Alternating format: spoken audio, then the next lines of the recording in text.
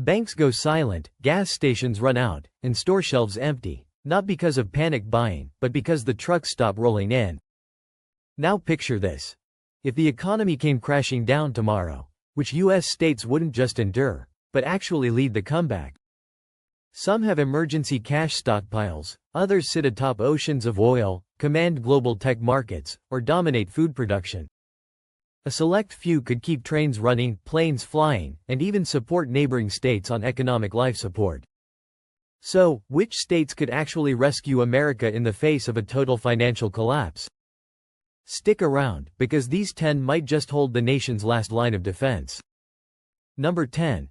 California. This is a state with enough economic weight to either drag down, or lift up, an entire country. California doesn't just boast wealth. It drives the global economy, generating over $4 trillion annually, surpassing most nations. But here's what makes it different. When chaos hits, California doesn't freeze, it moves. Tech powerhouses in Silicon Valley keep the digital infrastructure alive, while Central Valley farms feed millions. Its emergency savings eclipse the full budgets of other states.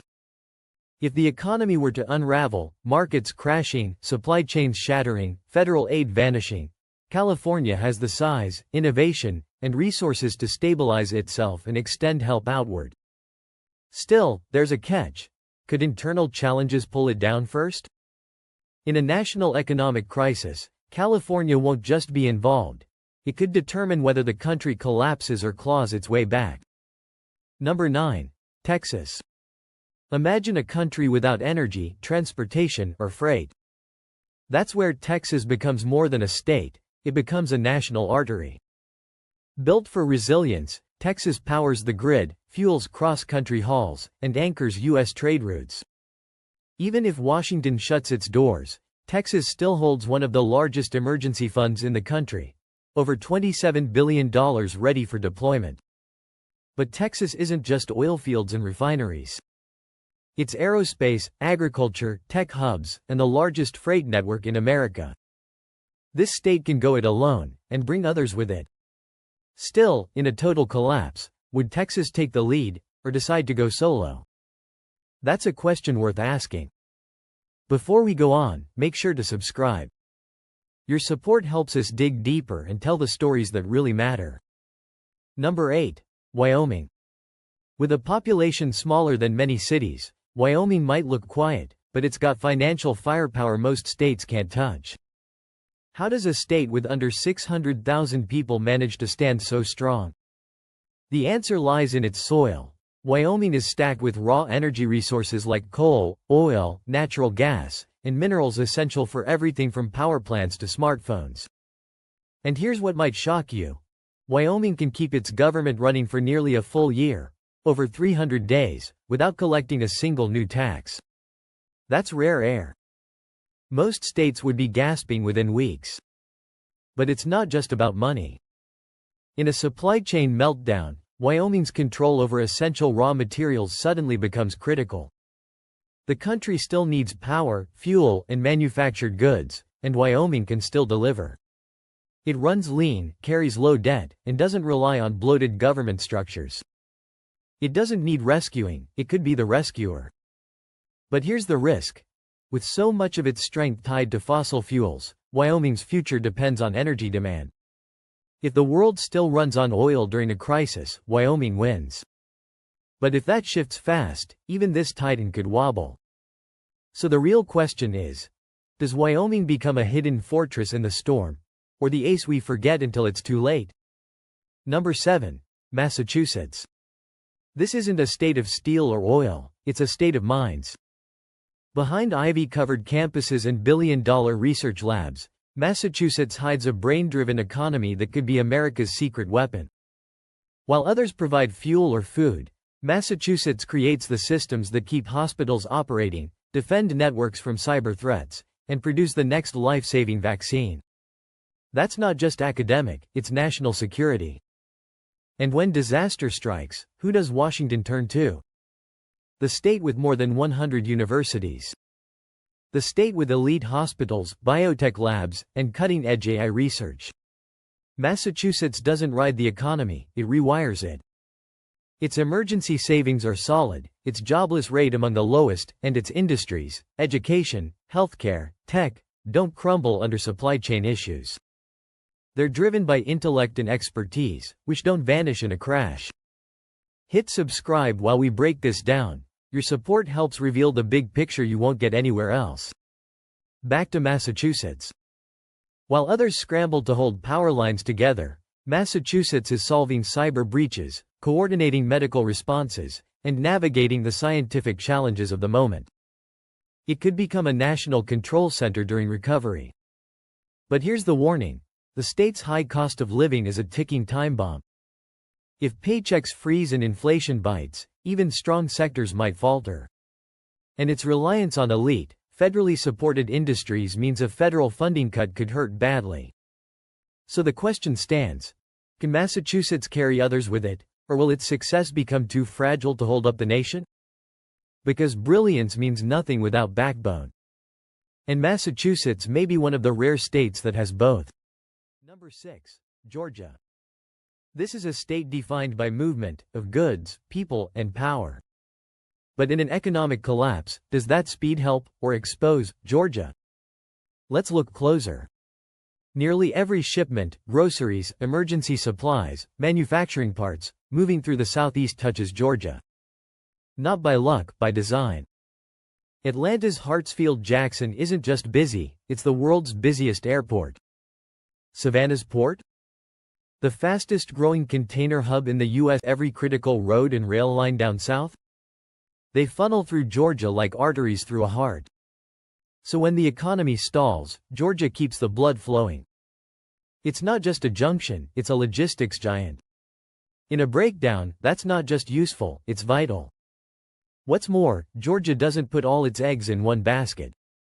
It's got agriculture, defense, Hollywood-level film production, finance, and a rising tech scene. Atlanta's become a quiet magnet for fintech and cybersecurity, industries that still run, even when the rest stops. And its financial cushion? Nearly $5 billion in reserve. That's money ready to keep emergency systems running, government services open, and even help other states when their lights go out. Still, Georgia has vulnerabilities. Its rapid growth strains infrastructure. Outside Atlanta, public transport is minimal. And deep economic inequality means the collapse could crush the most vulnerable communities first and hardest. Georgia's strength lies in motion, but if that motion grinds to a halt, the ripple effect could be brutal. There's a hidden danger in being a hub. If the nation stumbles and fuel runs low, Georgia's critical transport network could grind to a halt. Ports need electricity, highways require fuel, and airports demand both security and air traffic operations. So here's the big question: can Georgia remain America's artery when everything else goes dark? Or could the very strengths that give it power turn into weaknesses under pressure? Because during a crisis, you don't just need a state that can move. You need one that knows where it's going. Number 5. New Mexico. A land rich in oil, minerals, and defense contracts, yet quietly exposed. The real question is, if the nation crumbles, does New Mexico serve as a refuge or a warning sign? Consider this. The state holds one of the largest reserve funds in the West, with over $3 billion tucked away. That's not just prudent fiscal planning, it's a blueprint for survival. When tax revenues dry up and federal support vanishes, states with cash reserves keep functioning. But here's what most people overlook. New Mexico isn't just dry land and scenic vistas. It houses two of the nation's most advanced and sensitive research hubs, Los Alamos and Sandia National Laboratories. These aren't just scientific centers. They're essential to national defense, energy research, and AI innovation.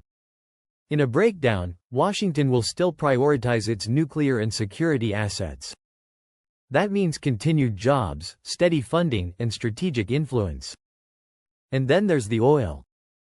In recent years, New Mexico has risen to become the second largest oil-producing state, trailing only Texas. The Permian Basin funnels billions into state finances. While other states may scramble for revenue, New Mexico holds a commodity the rest of the nation can't ignore. Still, don't get complacent. New Mexico also suffers from one of the highest poverty rates in America. Its rural infrastructure is underdeveloped.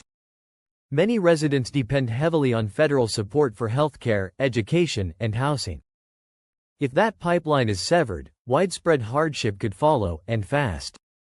So, in the event of collapse, which New Mexico emerges? The one anchored by financial reserves, critical energy, and national labs? Or the one spread thin across vast deserts with fragile services and rising inequality? Before we go on, take a moment to hit that subscribe button. Your support keeps us diving deep into stories that matter, and helps us bring you more content like this. Let's keep going. Because in a full-blown national failure, New Mexico may not just endure, it might be one of the few regions still powering the grid and safeguarding the country's most sensitive infrastructure. Number 4. Alaska, a state isolated from the continental US but possibly better equipped than most to survive without it. So here's the question. When the national system collapses, do you want to be where panic spreads, or in a place that's already mastered off-grid living? Alaska wasn't built like the lower 48. It doesn't lean on sprawling highways, massive banks, or fragile urban sprawl. It operates cold, remote, and highly independent. That might seem like a drawback, until the economy implodes. Alaska pumps out over 400,000 barrels of oil daily. It's rich in natural gas and vast mineral reserves, copper, zinc, and gold.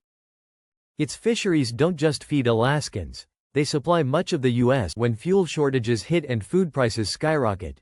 Alaska already has what the rest of the nation will urgently need. And unlike many states, it's not buried in debt. Alaska boasts one of the largest sovereign wealth funds on the continent, the Alaska Permanent Fund, valued at over $70 billion and fueled by oil profits. Residents actually receive annual payments just for living there. But let's be real, Alaska isn't bulletproof.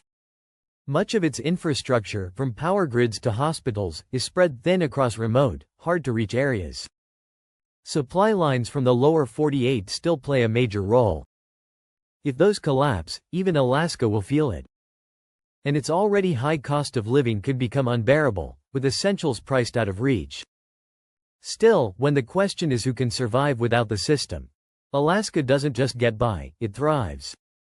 It knows how to harvest its own energy, feed its own people, and weather storms others can't imagine. So ask yourself, when everything breaks, would you rather be in a packed city, or a place that's already built to stand alone? Number 3. Illinois, a financial heavyweight fueled by industry, transportation, and political clout. But is it ready to guide the country through collapse, or will it be one of the first to buckle? Let's start with this. If the U.S. economy collapses, it won't collapse evenly. It'll fracture, along economic, geographic, and political fault lines. The key question is, does Illinois sit on solid bedrock, or ride on one of those cracks?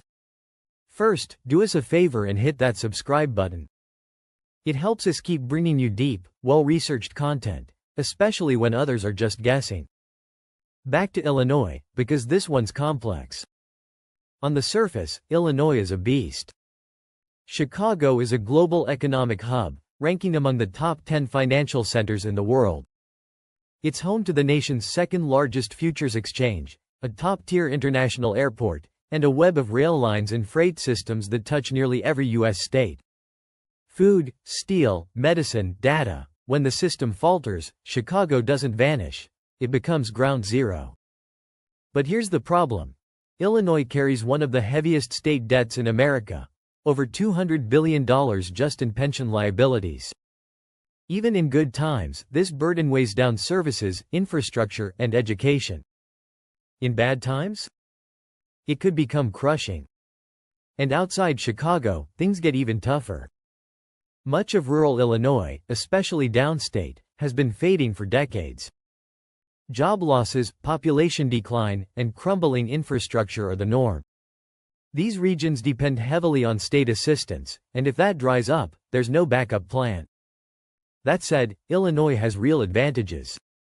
It produces critical food supplies, leads the nation in freight rail, and houses some of the top universities and hospitals.